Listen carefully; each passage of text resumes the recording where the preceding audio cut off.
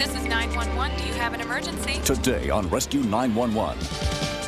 In a snow-covered wood, a winter wonderland turns into an icy catastrophe. I just tried to get the snowmobile off her, but it was too heavy. I was thinking what life would be without her. Plus, hundreds watch in fear as a young basketball player fights to hold on. He took maybe 7 hard breaths, like he was really fighting. Then that was it. I didn't see no more. On Rescue 911.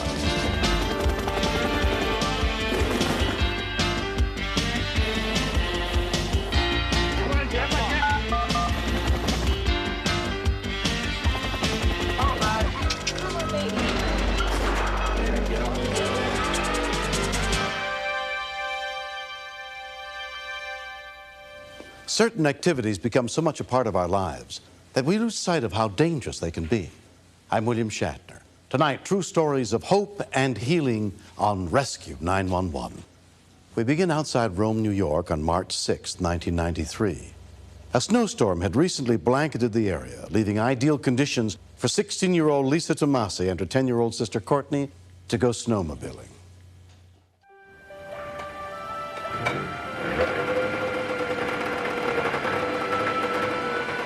Girls are safe on that snowmobile. Okay, we will.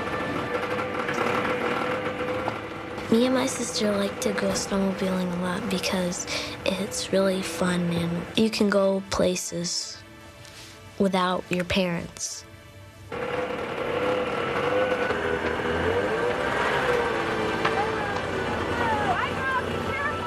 My mom told us to watch for cars when we crossed the roads. We knew that things could happen on snowmobiles, but that's why we tried to be really careful. We wanted to go somewhere new, so we drove to the woods to see what it was like.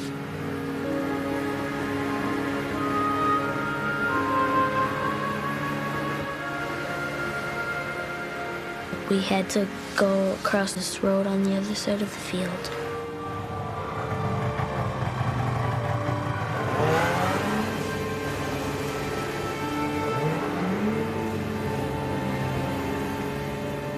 There was this little path, so we followed it, and it led us to a bridge.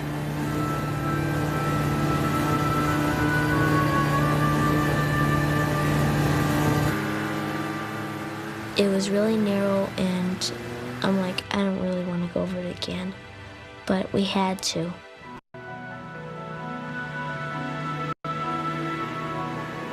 I started getting scared, but I didn't tell Lisa that.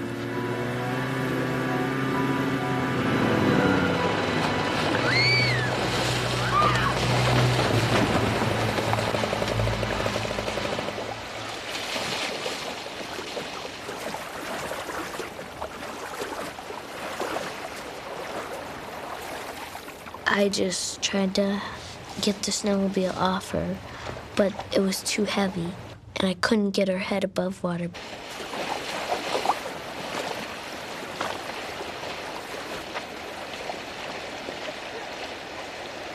I felt really bad about leaving Lisa, but I knew that I needed to get help.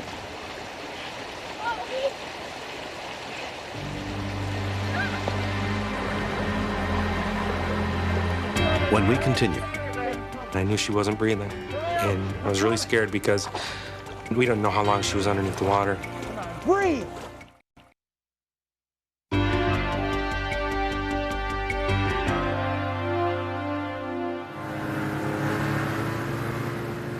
That day, brothers David and Doug Shimoleski were snowmobiling on a trail they hadn't taken in more than 10 years. We happened to notice a young girl looked soaking wet coming towards us. And she was hysterical, and at first I just thought she was just upset that she had put a snowmobile in the water and that she was going to get in trouble with her parents. I couldn't believe that there was a body under there. It was pretty scary.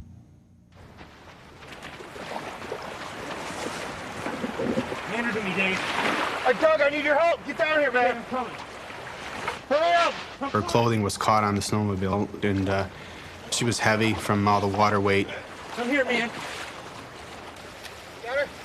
Yeah, I got her. Her mask was full of water, and I looked into her eyes, and there was nobody home. Pull it flat, Dave! My hands were frozen, and I was fumbling with her helmet to try to get it off. Hold it off, Doug! You gotta get her into her lungs now! I knew she wasn't breathing, and I was really scared because we didn't know how long she was underneath the water. I tried to get a pulse, and I couldn't feel anything. But I knew we had to get some air into her lungs. Breathe. Breathe. Come on, breathe. Come on, breathe. The air just rushed right out, just like I was blowing up a balloon and letting it go. Come on. Come on, breathe! I gave her a few more big breaths, and then she started breathing very shallowly on her own. Yep, she's breathing. She's breathing? She's breathing. All right, I'm gonna go get help. Okay. And clean her airway if she gets sick. Hurry up, man. All right. I was happy she started to breathe, but I was also concerned that she wasn't taking in enough air. It was very labored breathing. Come over here and sit down with your sister. I was yelling and screaming, saying, please, God, why does this have to happen? I was thinking what life would be without her. All of a sudden, she just started kicking and screaming. Courtney was saying things like, I always say I hate her, but I really love her, and, I want her to live, make her live, and I was like, I can't do anything other than what we're trying. I felt so bad for her, and because I had no idea, if we could save her or not. I took off my coat and I covered her up. I had nothing else to offer. Help's on the way, Dave. I thought for sure there might be some brain damage because, she just kept screaming and her eyes weren't really working well either. And then I thought, oh boy, did I do the right thing? Did we do the right thing? And I said, yeah, we had to, because at least we gave her a chance to live, because life is real precious. The Lake Delta Volunteer Fire Units were the first to arrive, led by Deputy Chief Paul Taylor. When I opened up the door, I could hear her screaming from down in the woods. It was a very high-pitched, shrill screaming. It makes you work faster, run harder. Didn't have any idea what was wrong with her at that point. But I knew it couldn't have been too good if she was screaming like that. You're gonna be okay. Help's on the way. Okay? Lisa? It was difficult to do any secondary survey on her whatsoever, or to stabilize her neck, for that matter, because of the flailing around. It was a sign of a head injury. It was a bad sign. Ready? 4, 3. Okay, good. I got into the Stokes basket and straddled her head and shoulders with my legs and held down her head, shoulders, and neck, and then we towed her out with the snowmobile.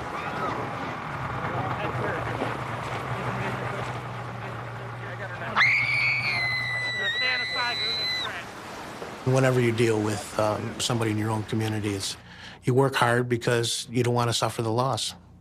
AmCare ambulance paramedic Joe Taylor helped load 16-year-old Lisa Tomasi into an advanced life support unit. She was rushed to Roman Murphy Memorial Hospital, where she was admitted under the care of emergency physician Tim Mathis. Our first concerns were that she had suffered a severe head injury. Okay. Come on, honey, relax. Okay. With her thrashing around like that, we'd never be able to get the specialized x-ray test to determine if she needed a neurosurgeon immediately. So we had to paralyze her. That a girl.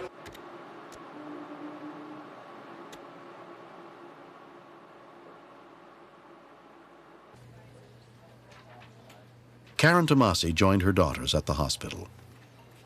I just felt helpless, and it was my fault. I shouldn't have let him gone out. I should have been with him. All that stuff was going through, as a parent, that I should have done this, should have done that. She shouldn't be here right now. It was like I was in a nightmare, and that I was going to wake up, and it was all going to be over with. But it wasn't.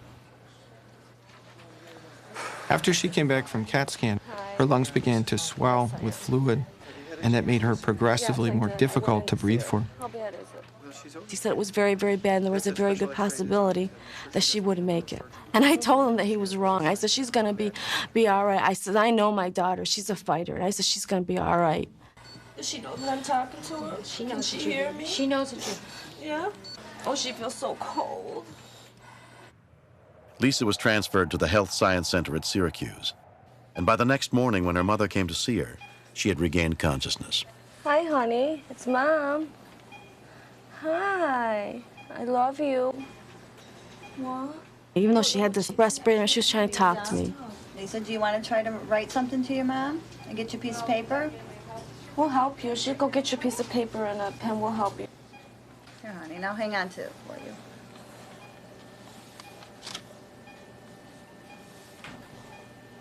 I love you, Mom. You know me. Oh, honey, I love you, too. It made me feel really, really good. It did. I'm crying. I said, I thought that you weren't going to all be with me. And she said, I'm here. What am I, the ship? Yeah. I don't forget what I am. Okay, 8. 1, 2, 3, 4. Snowmobiling will always be one of my hobbies, but going over that bridge, definitely, that was a big mistake. No. Yes! Hey! There's a lot of things that I really have to be thankful for. The AmCare, the fire department, the doctors, but the 3 most important people in my book are my daughter, Courtney, Dave, and Doug Shimoleski. If it wasn't for them, my daughter would be dead right now. That's the bottom line. On behalf of the United County Sheriff's Department, I'd like David Shimoleski to come forward. Doug and Dave Shimoleski were honored by the city of Rome for what they did that day to save Lisa's life. I didn't really know what she looked like, you know, all made up and with dry hair and all. And when my brother pointed her out, I almost lost it.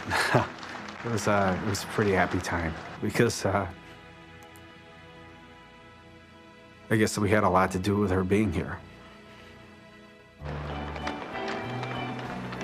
My sister didn't want to leave my side in the hospital, and I thought that was sweet. She's my best friend. I haven't told her that she is. I'll always be there for her no matter what.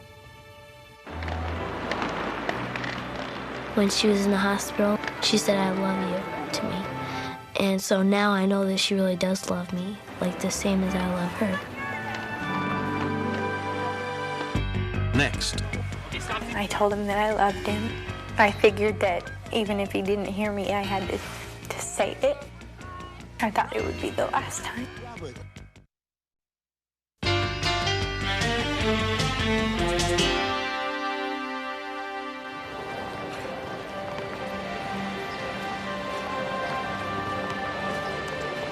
One weekend every summer, as many as 50,000 people crowd the downtown area of Spokane, Washington, for the annual Hoop Fest basketball tournament.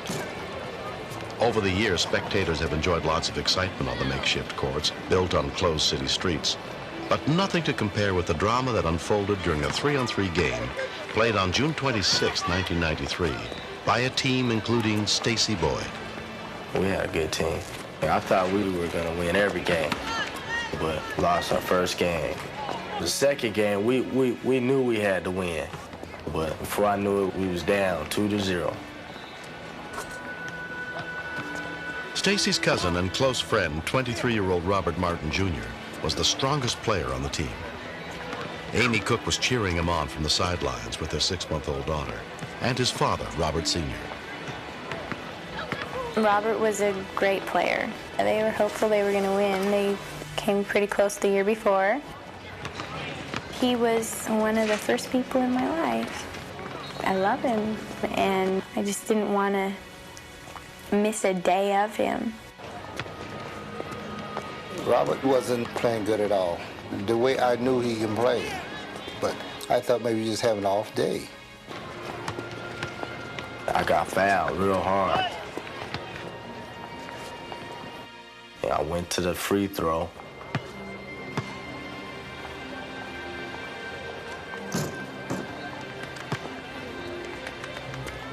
I looked over and my cousin Robert fell. I thought he was joking because he was moving. I thought he was laughing at me because I had missed. Rob, stop playing. Rob, get up, stop playing. 2 or 3 steps, I was out there on the court. Hey, Robert, what's the matter? What's the matter? He could not breathe. His eyes was rolling back in his head. He took maybe 7 hard breaths, like he was really fighting it. Then that was it. I didn't see no more. I thought he died right there. And I thought that my daughter was going to grow up without her dad. I was saying, talk to me, talk to me. But I was losing my son. Kathy Pate, an exercise physiologist, happened to be nearby. I've been certified many years, although I've never had to use CPR on a person in the past. He was past the state of having any type of seizure type of movements. He was just laying there flat out. Robert's sister, Lynette Martin, was also by his side. I was scared and just started having flashbacks of our lives and stuff together. I just couldn't believe it, seeing someone I loved laying there. All I could think is if I lose him, then I'll be losing a brother, a cousin, and like a best friend. He's all 3 of them. I started thinking about pictures that I had of him, and I wished I had more. I told him that I loved him. I figured that even if he didn't hear me, I had to say it. I thought it would be the last time. Within 6 minutes of Robert's collapse, the first Spokane Fire Rescue units arrived. PEDMEDs, including paramedic Cheryl Hart. This is a full cardiac arrest. I remember recognizing that he was such a young person. You want to move as quickly as you can before it's too late. 1 and 2 and 3 and 4. By the time the ambulance was able to get there, the patient was intubated and there was an IV.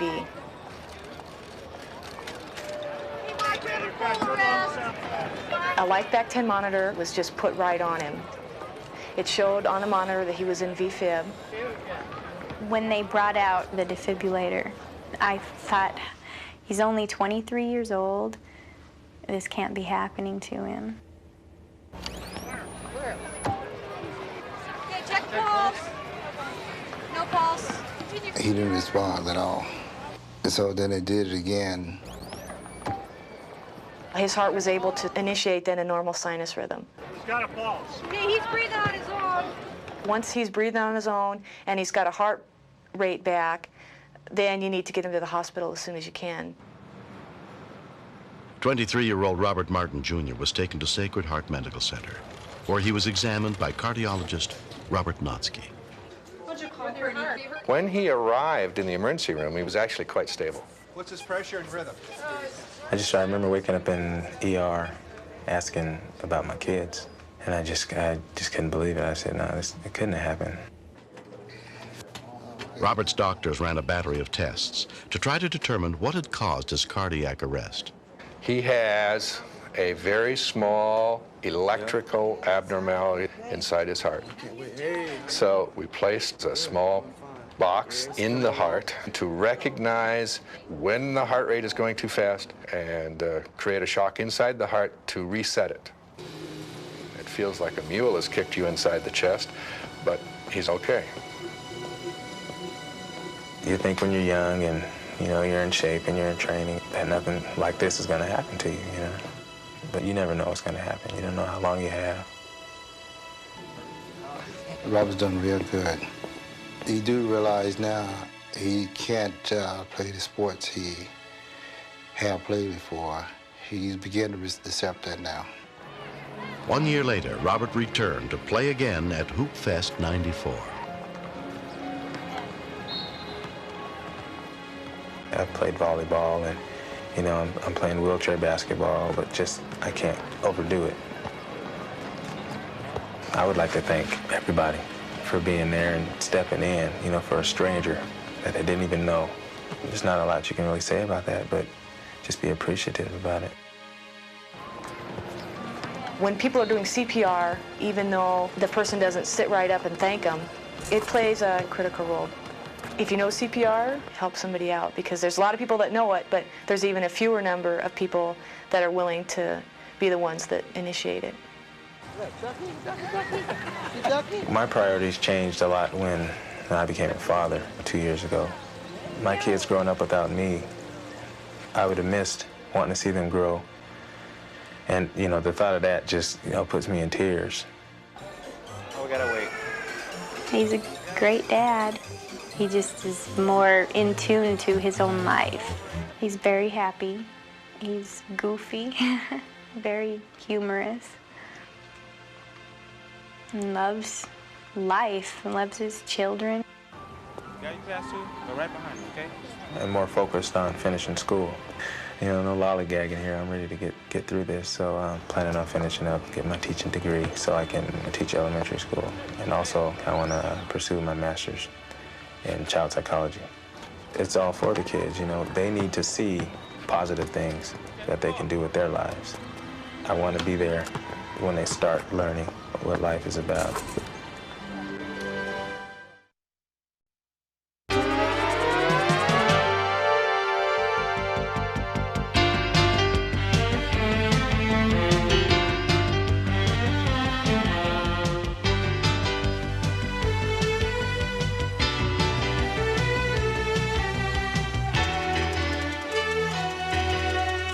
Mr. Shapiro, step out of the car, please.